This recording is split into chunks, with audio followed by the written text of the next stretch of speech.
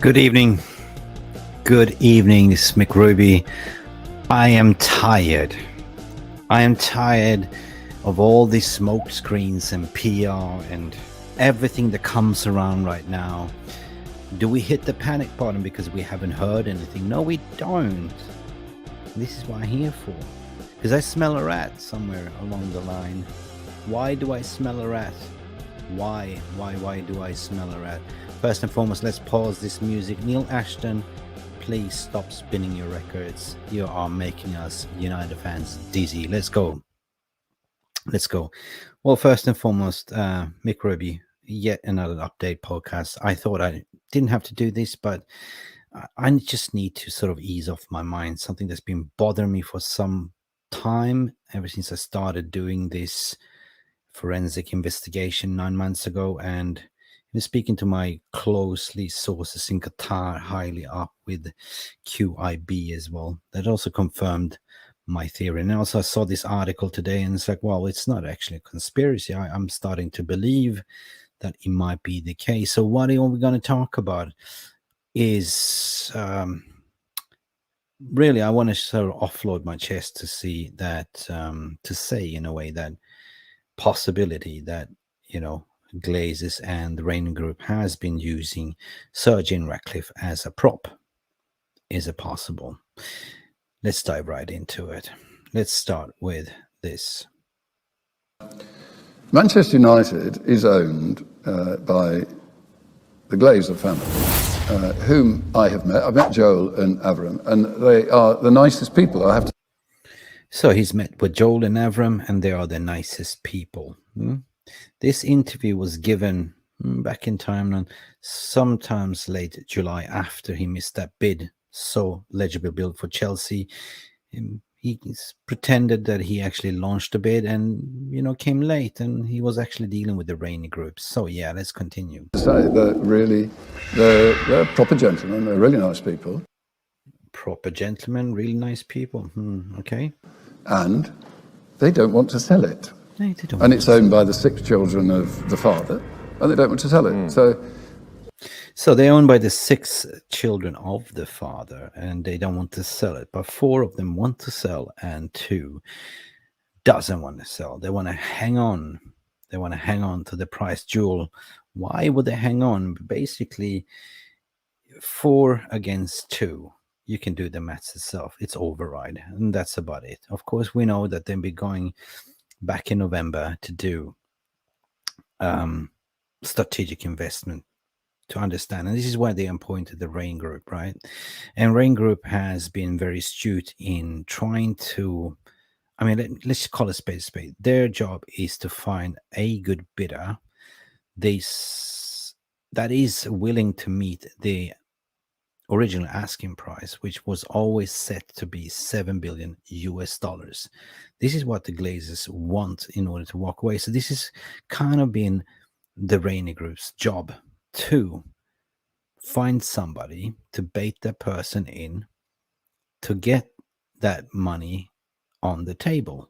Now, let that sink in. So we will dive right into it. For me, it sounds a little bit like this. Like we are playing a game of Monopoly, right? Collect your money, go to go. Everyone has played Monopoly. You always stumble on hurdles. And this sales process, according to my opinion, is the most unorthodox sell process that I ever seen in my life. And I've seen a lot. I've been part of tender processes. I've been on the both receiving end and giving end, but never have I seen this shadow bidding process where you treat it like an auction and there's traps on the way.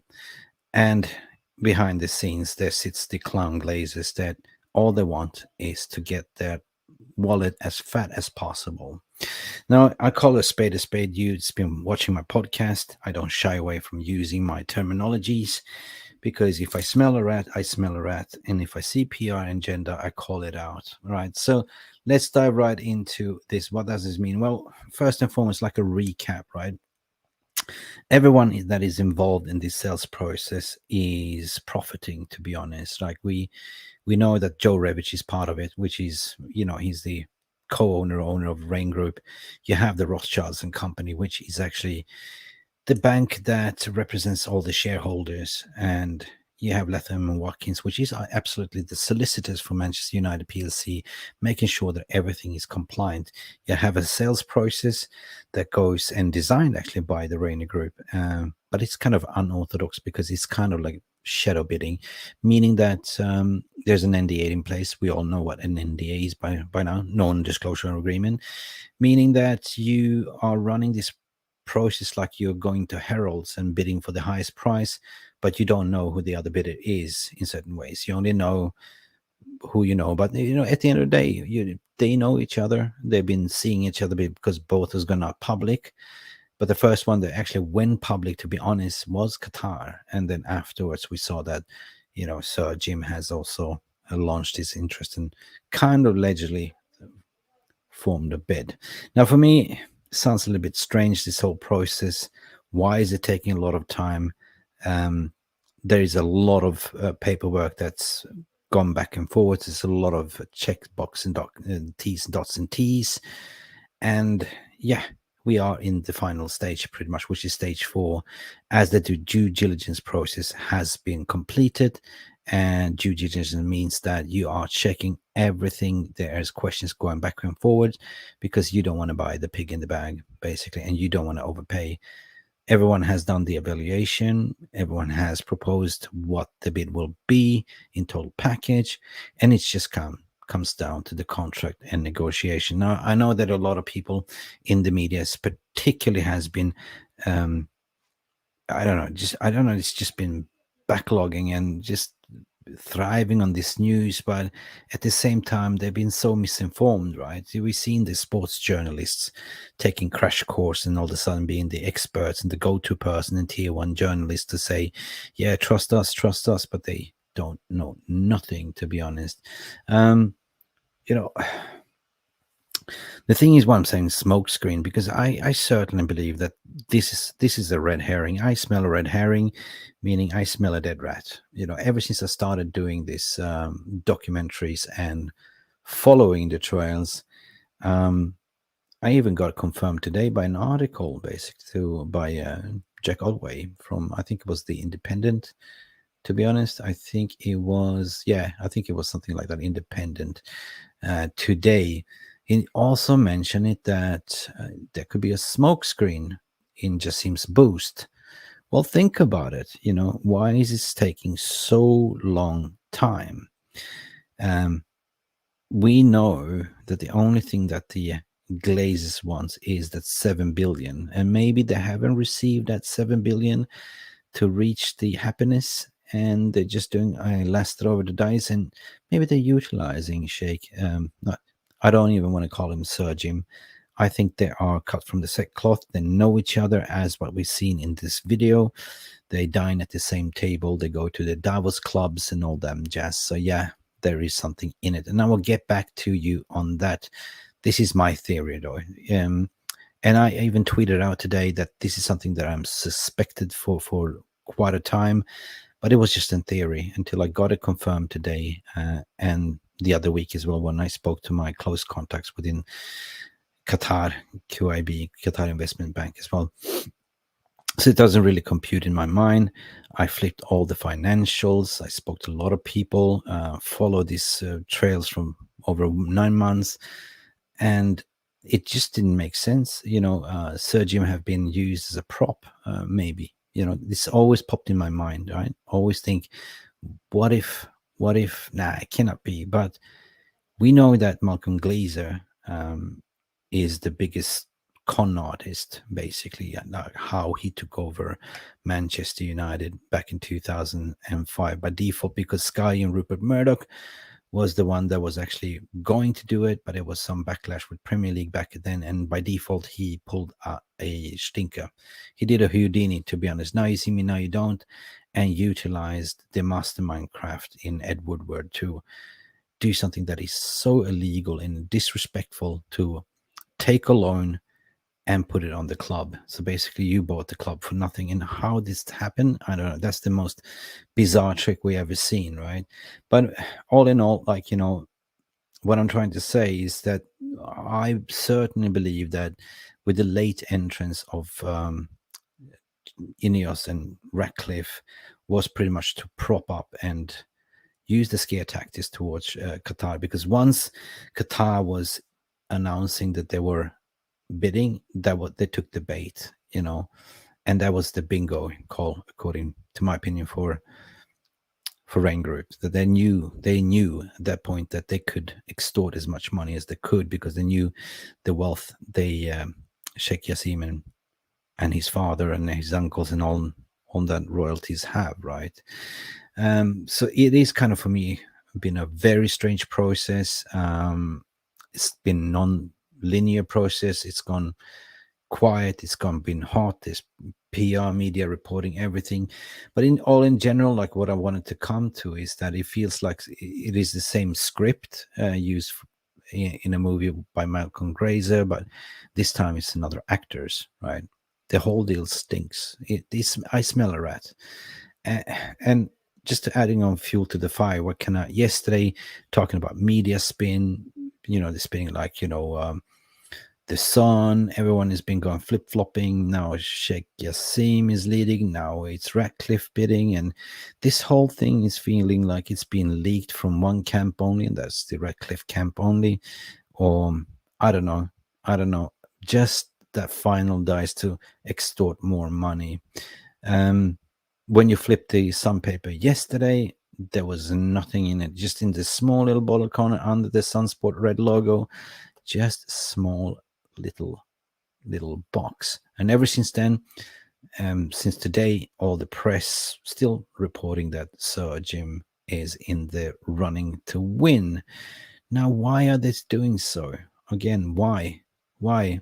Even going on Miguel Delaney's line, towing the line about human rights and should Qatar get close to purchase, it'll be a massive protest around clubs and people, and it's just been so hypocritical, right? Do you get my feeling? Do you get my feeling? Now, I want to play something else too that I did the other day. Okay, let's just pull this back up to the screen. Had been for sale in the summer, yes, we would probably have had a go, following on from the Chelsea thing. Oops. Yeah, if it would have been. But at the end of the day, victory to the utilized media to even add on more fuel to the fire. Let me explain why. They are equally guilty, right? As they've been utilized as mouthpieces, spreading the Glazer propaganda PR, right? Making you believe certain things. We are in for this player. Well, we're not in for this player. You know what I mean? We are in for this. We're doing that. But this one thing is clear. Glazers has never come out to speak in public. No, they haven't. They will never talk to you in public. They're the master of spinning. Think about it. This is the game we are playing right now. We hardly know. All we know is the money they're taking out the club. Who's coming out to speak to us fans? Nobody. You understand? For the past 18 years, the press has hardly written anything about how the Glazers has looted the club or allowing this to happen. There's been a few snippets here and there, but nothing much. Why? Ask yourself the question why. This is the question that I pose to you. Ask the question why. Use your common logic, sense, and reasoning, and don't fall for anything that's been written. I'm just presenting you with alternatives here. Because they want to retain the spot to continue getting that privileged information from the club sources as they have publications to sell. They are a business too. They have KPIs. KPIs, look it up, key performance indexes. Some journalists are pressured by the chief editorials that you have to write stories. I don't care how you write it, use your creativity. You're a journalist, that's what I hired you for. There's no substance in today's stories, as people today read headlines. When you read the story, you get spin dizzy because it's a lot of writing, but little substance. Maybe that story should just be a headline. And there's a fact, a headline. I'm basically going back to Avram Glazer holds talk with potential investors in Qatar. That was back in November, December during the World Cup. And ladies and gentlemen, let me just pull back my jumbotron screen to say, look, do you get what I'm saying? At the end of the day, everyone makes money out of it. The press is making money, the banks are making money, Rain Group is making money. Everyone is profiting except you as a fan. You're getting more emotion sick and dizzy. So they're playing on us fan base, and this is something that I don't like. This is the problem that I do have, right? It's clear and obvious. Even if you go back to Athletic, right? Go back to the Athletic. The report was there in December. Qatar United owner Avram Glazer holds talk with potential Qatar investors. He was there mingling, personally together with Rainy Group, person to make sure that the royalties of Qatar and Dubai and Saudi was actually taking the bait, because that is, they know they have endless a pocket and they can reach the 7 billion what they want for the club. Nothing else but minority investors, full sale to cash out and walk away, right? So there's a lot of things that's been going on under the scenes that you need to take in consideration, to be honest, to be fair, because at the end of the day, what I'm trying to say, everyone makes money. Again, if you can see, Rain Group makes money. Letterman Watkins, the lawyers, makes money. Rothschild's band makes money. Yeah, everyone makes money in this deal. So we are coming to a contract and conclusion, but it does take time. According to my opinion, we are on the right track. We are on the right track. It's just like sheer diabolical. If you don't hear anything today, doesn't mean that it's not going to happen. It might happen next week. Who knows? But one thing that we do know is Glazers and the PR machine loves a little bit of an engagement. They even said it themselves, where Richard Arnold came out when he was secretly filmed by these fans that came to his house in the pub, that he clearly said that, yeah, we deliberately delaying for engagement and creates a lot of clicks and interaction on social media. Since when have Manchester United as a club ever been fast on telling you things? All right. Any transfer takes time. Everything's been delayed. That's the problem. And this is typically what we see here now is, but again, coming back to this smoke screen, I call it the smoke screen PR fear tactic, right?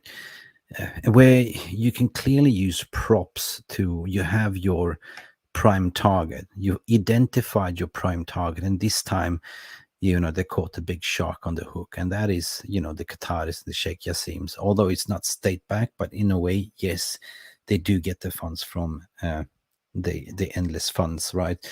You even saw like Thomas Siliakos, who claimed he put a bid in and went on PR. I doubt if he ever was putting in a bid. We did have an interview with him. We did have him on Spaces. But at the end of the day, he just benefit also from this free public relationship. And maybe he was used as a prop to sort of speed up or extort more money out of the Qataris, right? Just my hunch. Because at the end of the day, what I want to get to, as soon as Sir Jim kind of allegedly lodged his first bid in, he then got awarded a couple of days later. He got awarded a new contract, a fracking contract worth about $1.4 billion in USA, which he's been trying to get into that market. And fracking, it's very, very dangerous, like fracking oil and gas. And this, my dear friends, is lucrative business. This is worth a lot, So might have been the case that, Avram and Joel told him, if you help us now, we can help you so you get this deal in USA. Since you have been trying to get in on this market, we can help you facilitate this through the Rain Group and Rothschild's banks and all that stuff. That is kind of what I'm fearing. It might sound crazy, but yeah, think about it. Think about it. And then you see Thomas Siliakos on his LinkedIn profile blasting out of this, his involvement with his bid, right? But at the same time, he's building up his company, startup company for a mobile app development. So this generates a lot of clicks and interest from him on LinkedIn as well. Call it a spade a spade. Is it a coincidence? I certainly smell a dead rat here, to be honest. So at the end of this story, everyone profits. That's what I want to say, in this sales process. And this is diabolical for me, right? It comes out today as well now, even spinning you more dizzy, that to back my theory that nobody has heard back from it and nobody expects. This comes out for Keegan today, that there is no preferred bidder being selected as of yet, and they put out Sir Jim Ratcliffe's again. They do, and he says also that Sheik Jassim is expected for the 11th hour to prop his bid. So it's gamemanship. Do you see what I mean? It's gamemanship, right? They're already put in a bid. I believe that there is no preferred bidder in this case. It's just go like Monopoly, straight to go. I think it's just basically like this. We want money to go straight to the bank. This is it. And this is what I see. I don't see any exclusivity because I see this period already passed. It is the most unorthodox sales process I've ever seen, and hasn't really followed the rules because there are no rules. It has been an open-ended auction with one person in mind, and that's been Sheik Jassim. That is my opinion. I starting to believe, and this is also was feared by the Qataris, that they were used. They didn't want to be taken to the cleaners, and there was kind of fearing a little bit that the bidders that was in the shadows was there just to push them to the right direction to overpay. They don't have any problem to overpay. They're not stupid people. They can pay like this. They can give you 7 billion just like that, but they don't want to be fooled. They're honest people, right? So guys, that is just my take on it. I'm quite pissed off and tired about this. I just want this to conclude. I want just to go back to being a normal football fan and just enjoy Manchester United. And I want us to be great again. And if you asked me about a year ago, if we had a Sir Jim Ratcliffe or Ciliacos bidding, I would definitely accept it. But, now we're in this situation where we have the opportunity to do due diligence on the facts, the media, what they're reporting, do the forensic investigation, talk to people that's close to the deal, talk to each other, give ourselves therapy, to be honest. But don't be afraid if you don't hear anything over the weekend. Just be hopeful that the news will be coming, as what some of my close contacts say. Don't worry, good things are coming. That's all I wanted to say. So until then, enjoy your weekend. And yeah, we're playing Wolves tomorrow. It's been Mick Ruby from Mufc Realist TV. We are playing Monopoly. Jokes aside, but please like and subscribe to this channel if you're new. Smash the like button, and please enjoy your weekend. See us, and I don't know, I've tried to update you as much as I can. If I hear anything else, I will let you know immediately. Thank you for watching. Bye for now.